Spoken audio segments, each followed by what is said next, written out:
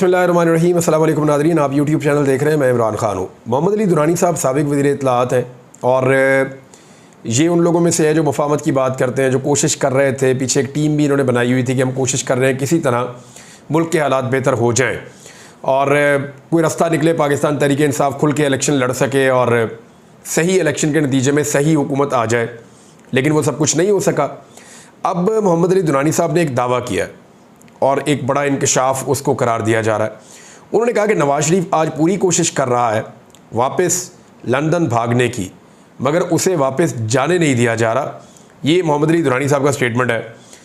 अब मामला ये है कि नवाज शरीफ साहब क्यों जाना चाह रहे हैं? क्या नवाज शरीफ साहब का एतमाद उठ चुका है सिस्टम के ऊपर से? तो देखिए, कुछ डेवलपमेंट्स होने जा रही हैं, इसको ज़रा आप समझिए।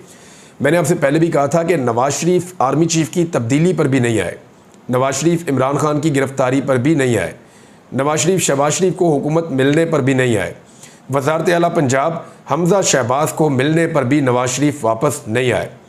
नवाज शरीफ तब आए जब काजी फ़ाइज़ ईसा साहब सुप्रीम कोर्ट ऑफ पाकिस्तान के चीफ़ जस्टिस बन गए, फिर मियाँ साहब आए। अब काजी फ़ाइज़ ईसा साहब की एक्सटेंशन के इम्कानात जैसे जैसे कम हो रहे हैं, मियाँ नवाज शरीफ साहब का दिल वापस लंदन जाने के लिए कर रहा है। मुमकिन है कि वो आने वाले दिनों में लंदन चले जाएं, लेकिन उनके ऊपर बहुत बड़ा टैग लग जाएगा कि वो एक दफ़ा फिर भाग गए हैं। जैसे ही इमरान खान साहब जेल से बाहर आने वाले हुए तो नवाज शरीफ साहब निकल लिए। अच्छा, इमरान खान साहब के जेल में अब कितनी देर और उनको रखा जा सकता है? देखें, इसमें 2-3 चीज़ें सिर्फ बाकी बची हैं। हाथी निकल गया, सिर्फ दुम रह गई है उसकी, और वो किस वक्त एक झटके से निकल जाएगी इसका किसी को आइडिया भी नहीं है। मैंने कहा था आपको कि इमरान खान का एक हाथ खुल गया है, अब एक हाथ बंधा हुआ है।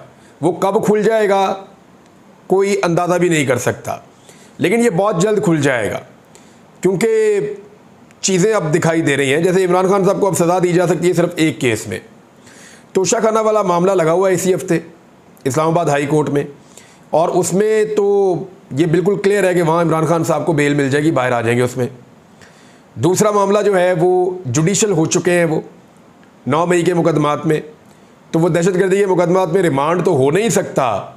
और जैसा वो फैसला आया है उसकी जब तफसीलात पड़ी गई हैं तो फिर आइडिया हो गया कि इस हुकूमत के पास तो इमरान खान के खिलाफ जो सबसे बड़ा कार्ड था, जिसके ऊपर दिन रात 9 मई 9 मई 9 मई 9 मई, मईशत का बताइए 9 मई, बिजली महंगी है 9 मई, पेट्रोल क्यों महंगा कर रहे हैं 9 मई, गवर्नेंस क्यों नहीं कर रहे हैं 9 मई, जनाब बंदे क्यों गिरफ्तार किए 9 मई, फस्तायत हो रही जी 9 मई, महंगाई हो रही है जी 9 मई।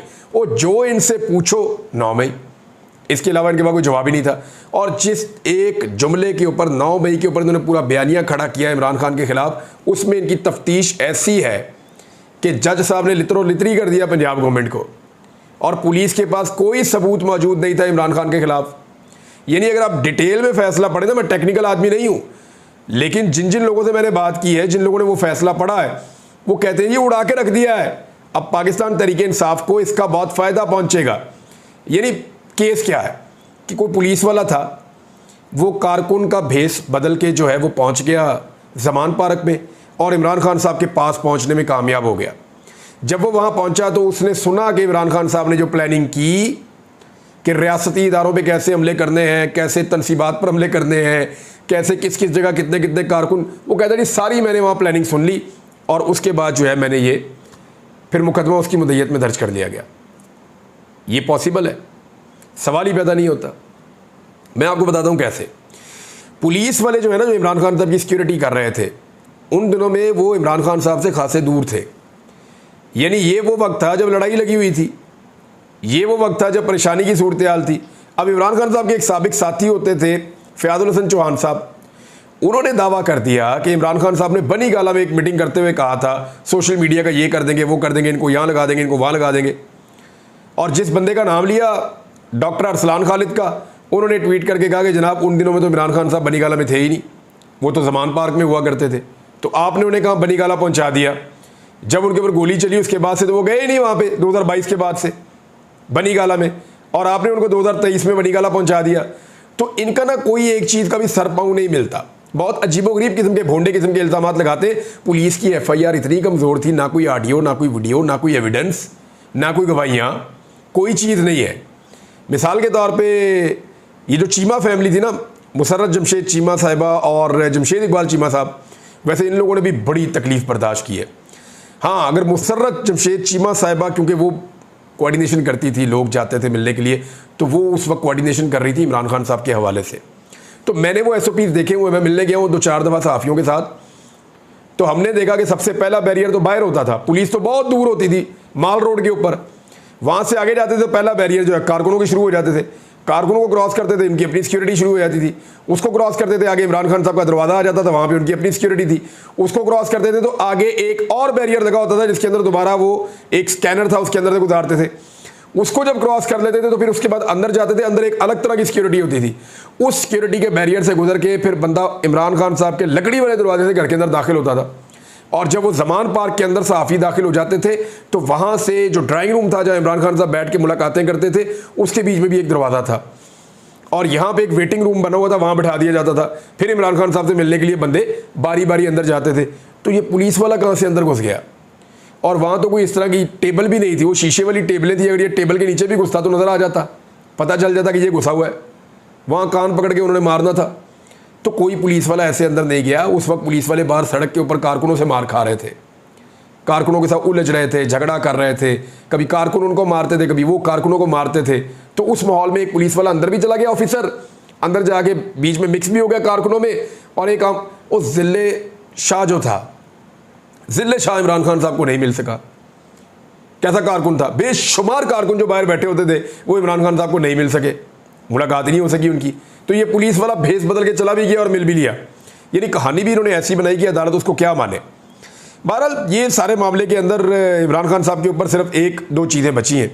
9 मई में जुडिशल है, उनके अंदर उनकी ज़मानत हो जाएगी, तोशाखाना में निकल जाएंगे तो आज़ाद हो जाएंगे। मैक्सिमम क्या किया जा सकता है? सिर्फ एक चीज़, इमरान खान साहब को नज़रबंद रखा जा सकता है लॉ एंड ऑर्डर की सिचुएशन बना के कि जनाब हमने उनको थोड़ी देर नज़रबंद रखना है क्योंकि लॉ एंड ऑर्डर की सिचुएशन है। लेकिन जैसे ही इमरान खान साहब को आज़ादी मिलेगी तो लॉ एंड ऑर्डर की जो सिचुएशन है उसका बहाना ख़त्म अली अमीन गंडापुर कर देगा। वो कहेगा ठीक है जी, आपके वहाँ पे अगर सिचुएशन है तो मैं लेकर पेशावर जा रहा हूँ, वो अपना काफिला लेकर आएगी जी, इमरान खान साहब को हमारे हवाले करें, हम लेकर उनको खैबर पख्तूनख्वा जा रहे हैं। अब वो एक आज़ाद शहरी हैं, अब उनको यहाँ पर नज़रबंद नहीं कर सकते। फिर क्या रह गया? सिर्फ एक केस, अलकादर यूनिवर्सिटी वाला। अलकादर यूनिवर्सिटी वाले केस में वैसे तो शवाहिद इमरान खान साहब के हक़ में है, लेकिन सज़ा इमरान खान साहब को होनी है क्योंकि जेल में जितने भी ट्रायल हुए उन सब में सज़ा इमरान खान साहब को हुई है। अब अलकादर वाले केस में इमरान खान साहब ने बेल ली हुई है। अगर ये 2 केसेस में निकलते हैं तो वो निकल जाएंगे, लेकिन अगर इन 2 केसेस में निकलने से पहले अलकादर वाले केस का फैसला आ गया और कन्विक्शन हो गई तो फिर कानूनी सूरत क्या होगी वो हम उसके ऊपर अभी क्योंकि मैंने कुछ लोगों से बात की है तो वो कह रहे हैं जी सिचुएशन हम आपको बता देते हैं, लेकिन उस सूरत में इमरान खान साहब शायद फिर जेल में ही रह जाएंगे या हो सकता है उनको बेल मिल जाए, लेकिन उसमें भी बेल ज़्यादा से ज़्यादा 1 हफ्ते 2 हफ्ते के अंदर हो जाती है, इससे लंबा चल नहीं सकता। तो इस वक्त जो निज़ाम है वो इमरान खान साहब को अंदर रखने में बुरी तरह नाकाम है, पूरी दुनिया में रोला पड़ा हुआ है। और जो आखिरी उम्मीद थी जिस शख्स की इमरान खान साहब के साथ एक ज़ाती किस्म की टसल बनी हुई थी जो बाइडन की, वो भी अब उम्मीद ख़त्म हो गई है। यानी जो नई सदारती उम्मीदवार है अमेरिका की कैमला, उनका तो कोई इमरान खान साहब से मुखालफत नहीं है। ये तो जो बाइडन का एक प्रॉब्लम था इमरान खान साहब से, अब कोई पर्सनैलिटी प्रॉब्लम था, क्या था वो कभी डिटेल इसके ऊपर हम बात करेंगे। लेकिन अब जो अमेरिका से एक दबाव आ सकता था या अमेरिका से एक सहूलत मिल सकती थी वो भी मिलने के इम्कानात नहीं है। तो ऐसी सूरत हाल में इमरान खान साहब को ज़्यादा देर अंदर रखना मुमकिन नहीं है जब इंटरनेशनल प्रेशर बार बार पड़ रहा है। कभी अक़वाम मुत्तहिदा बोलता है, कभी अमेरिकी कांग्रेस बोलती है, कभी स्टेट डिपार्टमेंट बोलता है, कभी उसके ऊपर जो है वो यूरोप से आवाज़ आती है, कभी यूरोपीय यूनियन के अंदर बात उठाई जाती है, कभी लंदन के अंदर मामला चला जाता है हाउस ऑफ लॉर्ड्स में। तो ये सारी चीज़ों को आप इकट्ठा करें तो जितना बड़ा प्रेशर पड़ गया है, और उस पर कल आपके वज़ीर ख़ज़ाना ने कह दिया कि ये सहूलत अब मुयसर नहीं है। कौन सी सहूलत? कि दोस्त ममालिक पैसा नहीं दे रहे और दोस्त ममालिक से जो कर्जा उनसे लिया हुआ था पहले से उसको वापस करने के लिए मज़ीद टाइम मांग लेते थे, वो भी नहीं मिल रहा। ये सहूलत ही अब मुयसर नहीं है जो पहले मुयसर हुआ करती थी। तो इसका मतलब क्या है कि टोटल सरेंडर वाली सिचुएशन है। इसमें इमरान खान को मज़ीद अंदर रखना ज़्यादा मुश्किलात पैदा करेगा, पाकिस्तान के अंदर सूरत-ए-हाल ज़्यादा ख़राब हो जाएगी। बहरहाल ये इमरान खान साहब को तो अब बाहर आना है, देर आए सवेर आए, लेकिन वक्त बहुत करीब आ चुका है। नवाज शरीफ साहब लंदन जाना चाहते हैं तो ये वो वजूहात हैं जिनके बाद उनके लिए पाकिस्तान में रहना शायद बेसूद होगा। उन्हें आइडिया है किसी वक्त भी हुकूमतें ख़त्म हो जाएंगी, दोबारा पाकिस्तान इलेक्शन की तरफ चला जाएगा। तो नवाज शरीफ साहब हालात को देखकर अपने आप को या तो री लॉन्च करेंगे या फिर उनकी बीमारियों का सेशन जो है वो दोबारा रीलॉन्च हो जाएगा और वो अपने इलाज के लिए बरतानिया चले जाएंगे। अब एक धरना गवादर में हो रहा है बलूचिस्तान में, उसके मनाजिर मैंने देखे तो मैं हैरान रह गया। ऐसा लगता है पूरा बलूचिस्तान उमड़ आया गवादर में, बहुत बड़ी तादाद में लोग इकट्ठे हैं। यानी जमात इस्लामी का जो रावलपिंडी वाला धरना है वो बहुत तगड़ा है, बहुत बड़ा है, तहरीक लब्बैक ने भी किया था। लेकिन अगर उन दोनों धरनों को आप इकट्ठा भी करें ना तो गवादर वाला धरना जो बलूच लोगों ने निकाला वो उससे ज़्यादा बड़ा है, हमारे बलूचिस्तान के बहनों भाइयों ने निकाला, वो बहुत बड़ा है धरना, और वो अपने मुतालबात के हक़ में मुजाहरा कर रहे हैं। ये लोग इस्लामाबाद भी आए थे, यहाँ पे उनके साथ टॉर्चर हुआ, बदतमीज़ी की गई, सर्दी के अंदर ख़वातीन को और बच्चों को खुआर किया गया। फिर यहाँ से बहुत मायूस ये लोग वापस लौटे थे। रियासत ने इनकी बात नहीं सुनी, इनके साथ प्यार से बात नहीं की गई, बल्कि इनके ऊपर तशद्दुद किया गया, इनकी ख़वातीन पर तशद्दुद किया गया, पानी तक फेंका गया, डंडे भी मारे गए, गिरफ्तारियाँ भी की गई। बड़ी बदकिस्मती है। लेकिन अब ये लोग अपने मुतालबात के हक़ में वहाँ बैठे हुए हैं, और एक जो है वो जमात इस्लामी का धरना है जो यहाँ बैठा हुआ है इस्लामाबाद में, पिंडी में। लेकिन जमात इस्लामी के जब अमीर बात करते हैं तो उन्हें बात करनी चाहिए गवादर में बैठे हुए लोगों के धरने के लिए भी, उनके हक़ के लिए भी बात करनी चाहिए। क्योंकि देखें, गवादर वालों का तो एक विजुअल भी नहीं चलाया जा रहा टीवी पे। पाकिस्तान के तमाम टीवी चैनल मुकम्मल तौर पे नाकाम हो चुके हैं कि गवादर में अवामी एहतजाज और जो धरना हो रहा है उसके विजुअल दिखा दें या उनके मुतालबात सुनवा दें। लेकिन दूसरी तरफ जो रावलपिंडी में हो रहा है उसको दिखाया भी जा रहा है, सुनाया भी जा रहा है, और तमाम टीवी चैनल्स पे एट अ टाइम वो दिखाया जा रहा है। इसका मतलब क्या है? इसका मतलब ये है कि गवादर वाला ना दिखाओ तो इससे महरूमी पैदा होती है। वहाँ जो नौजवान आए हुए हैं, वहाँ जो लोग आए हुए हैं वो पाकिस्तानी शहरी हैं। जितने हम इज़्ज़तदार हैं उतने ही वो भी इज़्ज़तदार हैं।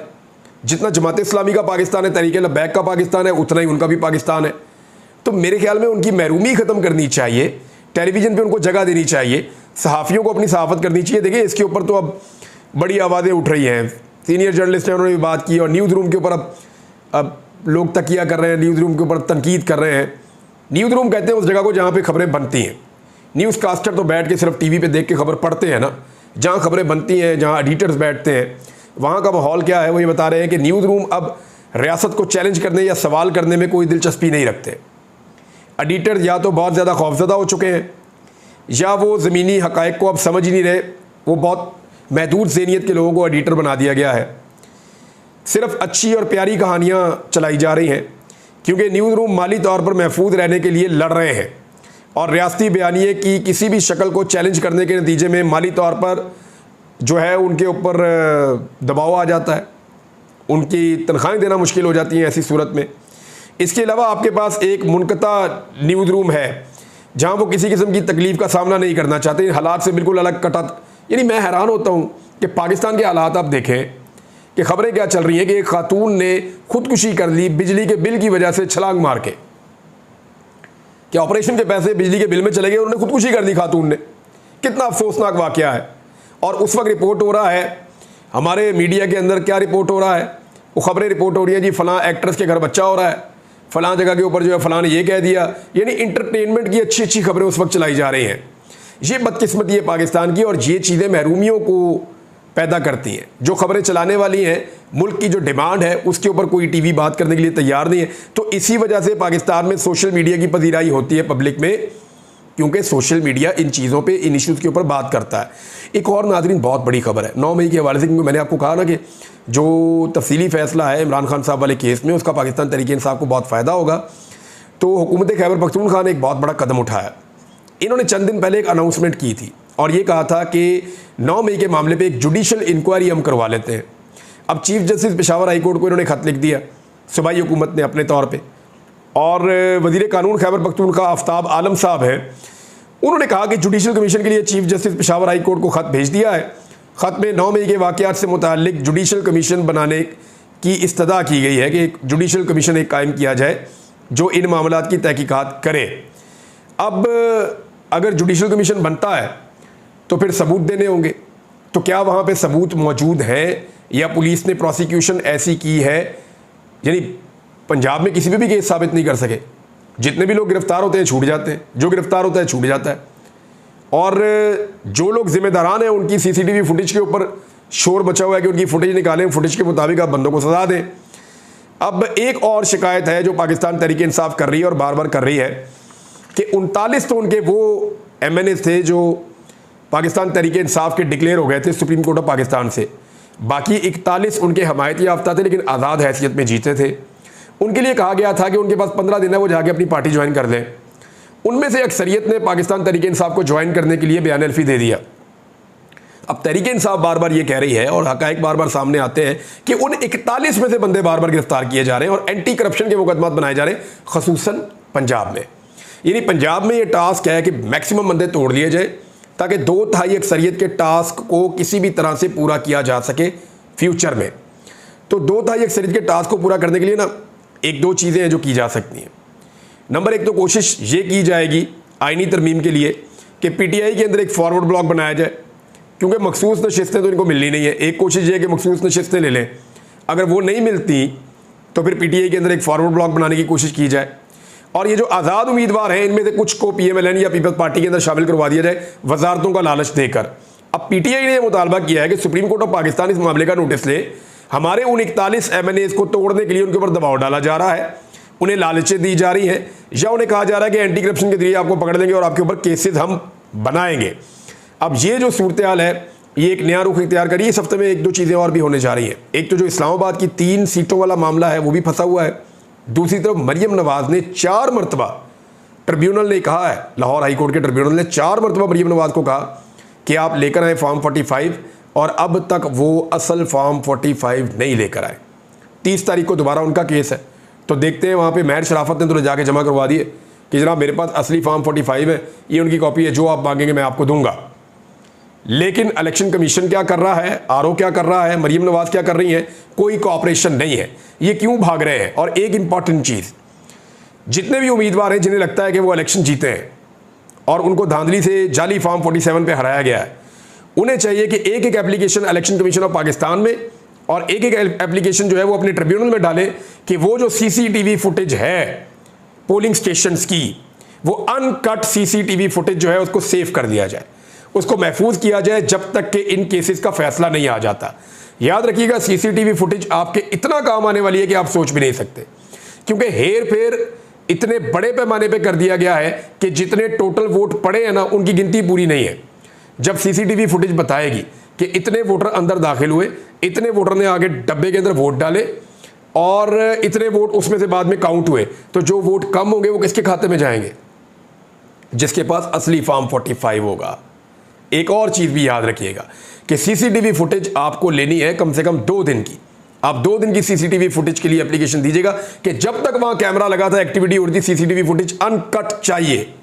उसकी वजह यह है कि इसी CCTV फुटेज के अंदर सारा रिकॉर्ड मौजूद है जो धोखाधड़ी की सूरत में आपके केस को मजबूत कर सकता है। ये मैं फॉर्म 45 वाले जो रियल उम्मीदवार जीते हुए हैं, ये मैं उनसे मुखातिब हूं। नाज़रीन, IPBs के बारे में कुछ और खबरें मेरे पास, वो आपको अगले वीलॉग में दूंगा। अब तक के लिए इतने, अपना ख्याल रखिएगा, अपने इस चैनल का भी। अल्लाह हाफ़िज़।